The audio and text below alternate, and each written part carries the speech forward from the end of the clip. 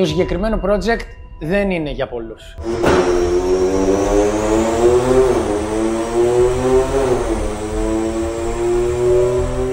910 άλογα τα οποία είναι έτοιμα να οργώσουν την Καλαμάτα και συγκεκριμένα την πίστα της Μεσίνης. Πάμε να δούμε τι φτιάξαμε εδώ, τα αποτελέσματά μας και όλες τις λεπτομέρειες του συγκεκριμένου project.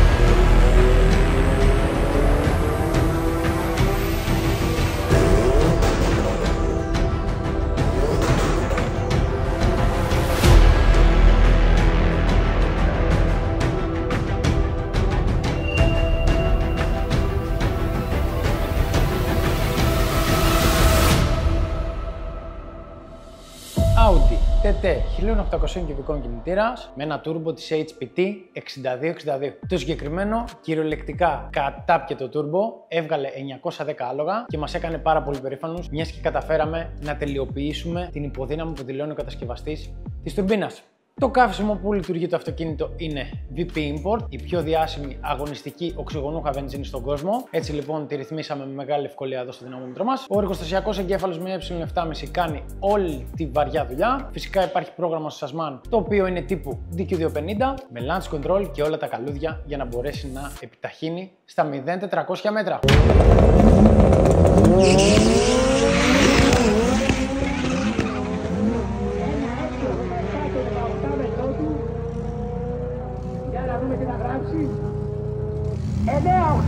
Ο συγκεκριμένος εγκέφαλος για να φτάσει σε αυτό το επίπεδο τεχνογνωσίας έχουν περάσει πάρα πολλά χρόνια και συγκεκριμένα πάρα πολλά αυτοκίνητα τα οποία έχουν προγραμματιστεί με τη συγκεκριμένη μέθοδο. Ποια είναι η καινοτομία? Δεν υπάρχει παράλληλος εγκέφαλος και η διαχείριση της ροπής γίνεται αποκλειστικά από custom κώδικα που έχει γραφτεί από εμένα το 2019. Το συγκεκριμένο Audi TT ξεκινάει την καριέρα του με 180 άλογα, βγαίνοντας από το εργοστάσιο της Γερμανίας το 2002. Φυσικά δεν μπορούσαμε στην Ελλάδα να το αφήσουμε εργοστασιακό. Φτάσαμε το TT αυτό λοιπόν σε επίπεδο εξωπραγματικό. Το συγκεκριμένο, όπως μπορείτε να δείτε και στα πλάνα, έχει DSG Sasman με μια πάρα πολύ ωραία λεπτογεδίερα. Έχει boost controller, το οποίο είναι φτιαγμένο να έχει μέχρι 4 πιέσεις. Πάμε να ακούσουμε την αντιλέ βενζίνης.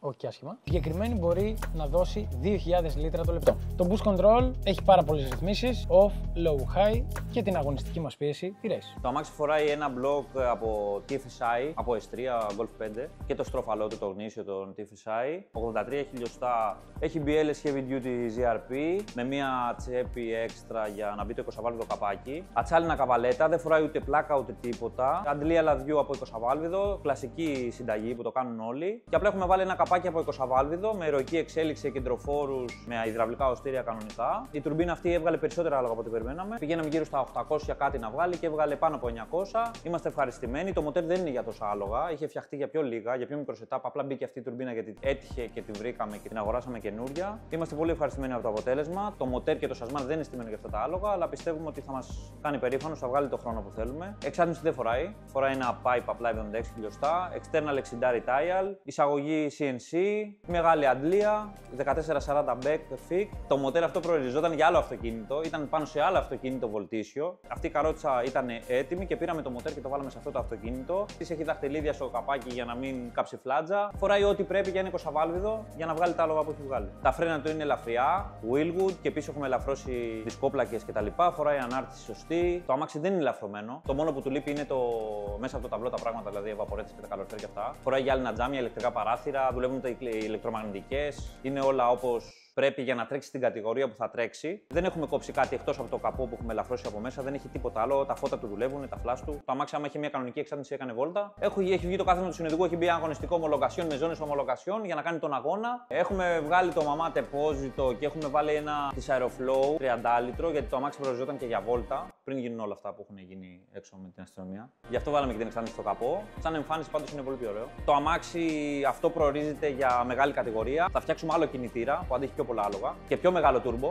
σίγουρα. Έχουμε αγοράσει carbon πόρτες, κορπαγκάζ, πλαστικά τζάμια. Είναι όλα έτοιμα. Θα μπει και roll gauge και θα πάει στην κατηγορία τη μεγάλη και εκεί θα δείξει τι έχει να κάνει. Ναι, ναι, ρε, ο Μανώλης. Το αμάξι δεν μπαίνει μπροστά καν. Πατάω γκάζι. Είναι τέρμα φτωχό. Λοιπόν, να σας πω σοβαρά τώρα. Το αμάξι φοράει μαμά εγκέφαλο, δεν έχει καν άγραφο, σαν εργοστασιακό. Είναι απίστευτο, δεν πατινάρει, δεν κάνει τίποτα. Πολύ καλό, πολύ καλό. Ο Μανώλης είναι πολύ καλός σε αυτό το κομμάτι, σε αυτό μόνο.